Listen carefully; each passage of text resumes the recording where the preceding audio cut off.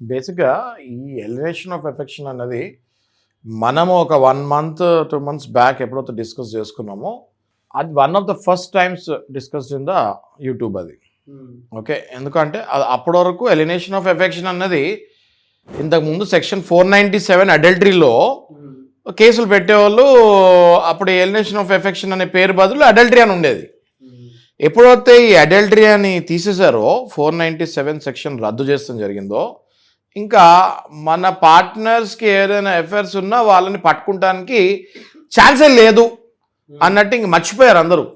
Delhi high court ఇటీవల ఈ alienation of affection case accept చేసి ఎప్పుడైతే తీర్పు ఇచ్చిందో, అప్పటి నుంచి మళ్ళీ దీనికి ఈ కేసు, ఇట్లాంటి కేసులు మళ్ళీ ఊపందుకున్నాయి. ఎందుకంటే వదిలేస్తాం జరిగింది. ఇంకా 497 తీస్తారు, ఇంకా అక్రమ సంబంధాలు ఆల్మోస్ట్ ఇంకెవరైనా ఉండొచ్చు, నా రైట్ అనుకొని తిరుగుతున్నారు అందరూ. అయితే ఇప్పుడు ఎలినేషన్ ఆఫ్ ఎఫెక్షన్ వచ్చిన తర్వాత ఇది ఒక సరికొత్త ఒక చట్టంలాగా జనాలు మళ్ళీ దీన్ని భావిస్తాం జరుగుతుంది ఇప్పుడు.